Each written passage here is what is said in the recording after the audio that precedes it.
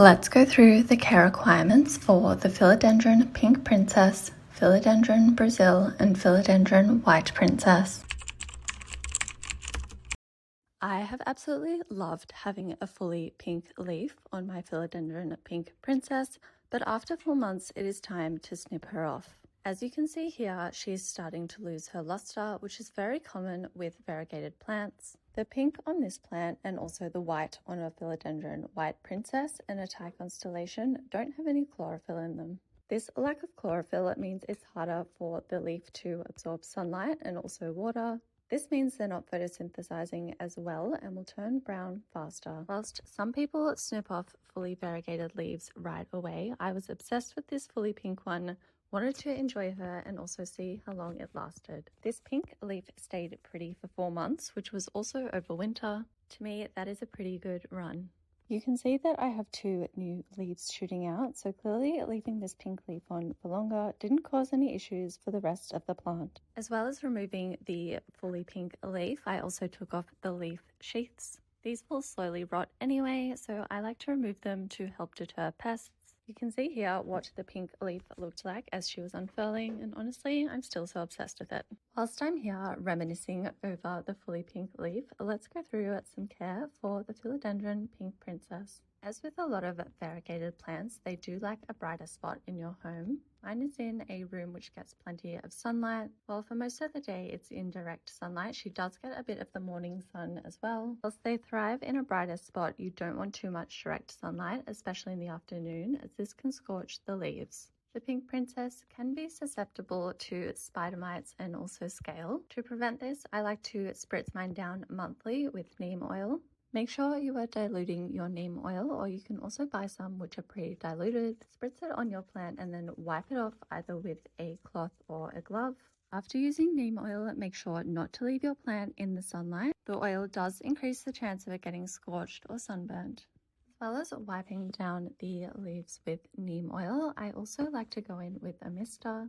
Being a tropical plant, they do thrive in a more humid environment. Where I live in Australia is not known for its humidity, so I need to create a little extra. I do this by misting the leaves and also by popping it in the shower and in the rain. I know there's a lot of anti-misters out there, but I really love it, both because I find it relaxing to do and I think it also benefits my houseplants. I have found it prevents from crispy browned ends to my leaves and also stops them from unfurling with tears. You can opt for a humidifier as well, which I do have, but honestly, I just really love to mist my plants.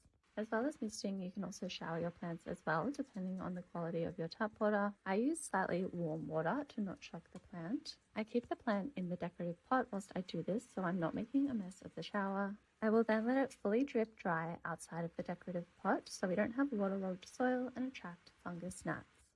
Speaking of wet soil, the philodendron does like to have a pretty consistently moist environment. As with any plant, overwatering can lead to root rot.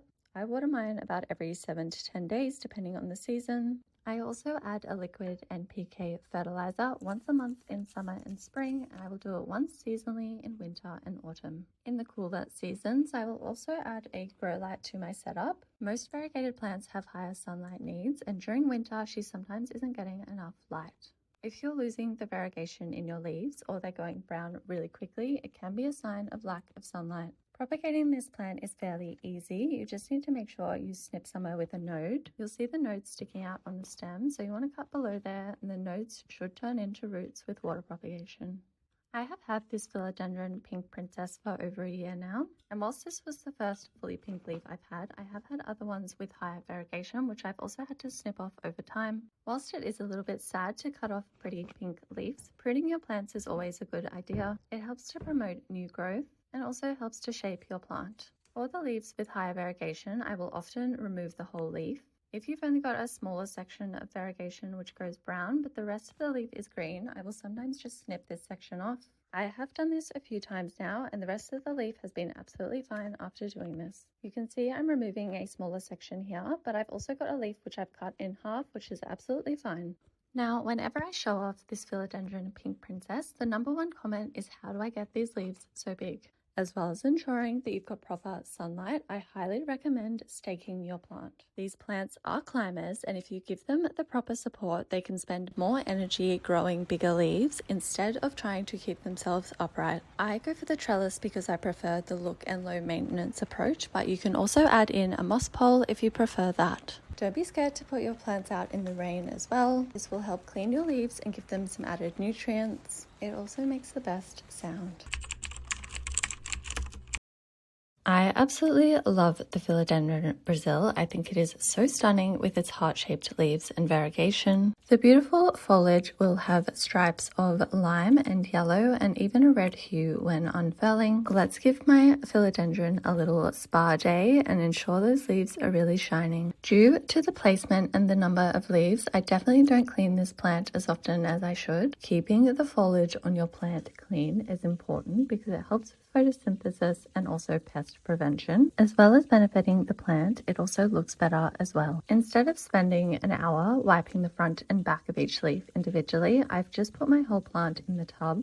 I have rinsed the plant under slightly warm water and then added the plug to my tub. With most of the dust and debris now gone, I'm going to add neem oil to the water for a little drench. I know a lot of people can't stand the scent of neem oil, but it is so beneficial for your houseplant. It's a good way to clean the leaves and help them to shine. Neem oil is also good for pest prevention. That being said, I am a weirdo who doesn't think it smells bad. Don't be alarmed, these aren't bugs. It is the soil, as I have my plant in a nursery pot, which is also getting a good soak. I left the plant to soak for about an hour. Once I let out the water, I let my philodendron drip dry for a bit before reattaching her to my wall. To do this, I use small nails and also orchid clips. You can buy little stick-on clips as well. I do find those cause more damage with potentially ripping off paint. Obviously, you can do what works best for you. This wall doesn't get any direct sunlight, but gets plenty of indirect bright light. The Philodendron Brasil can adapt to lower light conditions, but brighter light is always best. Try to keep this plant out of direct sunlight though, because it can scorch the leaves. If your leaves are going completely yellow, then this is a sign of overwatering or poor drainage. If the tips of your leaves are going brown, this is often a sign of low water or low humidity. I have found that this philodendron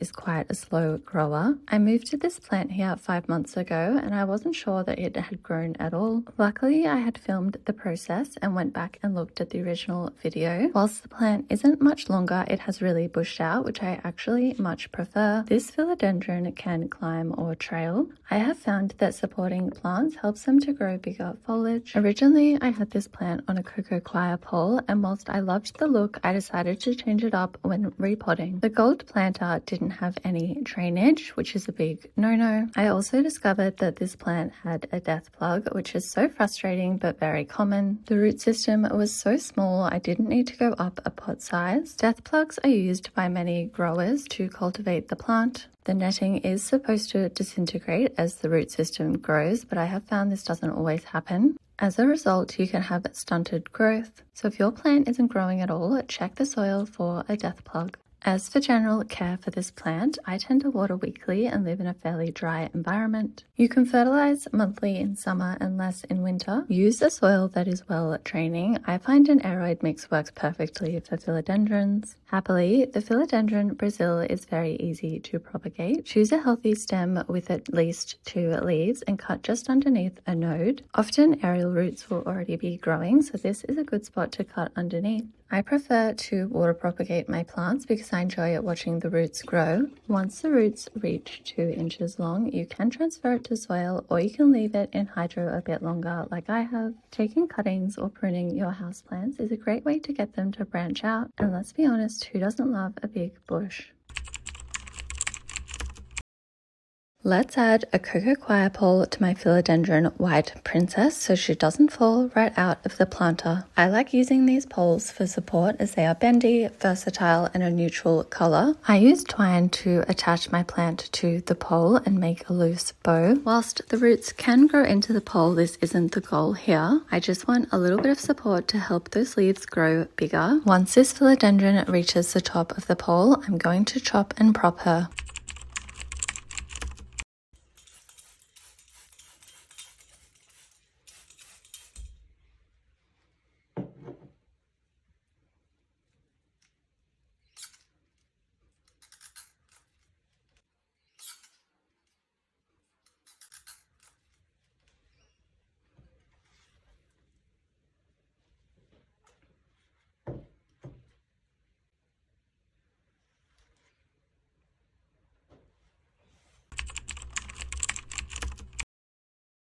Let's go through the steps I take to add a new houseplant to my collection. These tips will give your new plant a glow up and ensure the rest of your houseplants are safe. Firstly, I grab my secateurs and have a look at the leaves on the plant. I remove any that are damaged or wilted or just look a bit dodgy. Sometimes they get torn in transit, other times they may have a pest lurking. Whilst I'm removing the leaves, I'm checking each one for pests.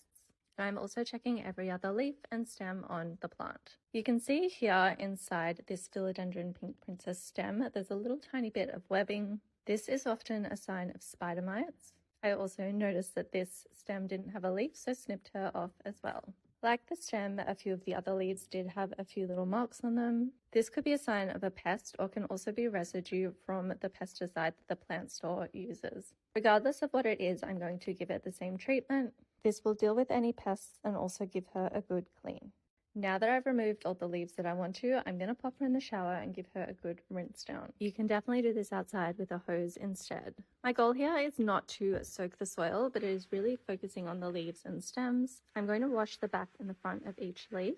This is to clean off any pesticides that are lingering on the leaves, blast any potential pests away. This includes eggs that you may not see, and of course get rid of that slight webbing. It's important that you do the front and the back of the leaves because the back is where most pests will hide. After her little spa, it is time for neem oil. Neem oil is a great organic product which can be used as a pest deterrent and also as a leaf shine. It is important to dilute your neem oil first and to also wipe it off once you have spritzed it on your plant. Again, go in for the front and the back of each leaf as well as the stem. Once you've given it a good spray down, I wipe off with a microfiber cloth. Neem oil does have a sulfuric smell, which some people don't like, but I honestly don't mind it. It is a pet-safe alternative to a lot of pesticides. You can see my pup in the back, so this is important to me. You can also probably hear him if you can hear some snoring. If you spray your plant with neem oil and also a lot of other pesticides, make sure you don't put it in the sun for at least 24 hours. The oil does make the plant more susceptible to sunburn. Once you've treated your plant, I like to keep it separate from the rest of my plants for at least a week. This is so I can make sure no pests pop up, as well as other issues such as fungus. This is a great habit to get into whenever you have a new plant. It's also a good monthly practice. Most of my plants get a monthly spa day. It helps to keep them clean and beautiful and pest-free.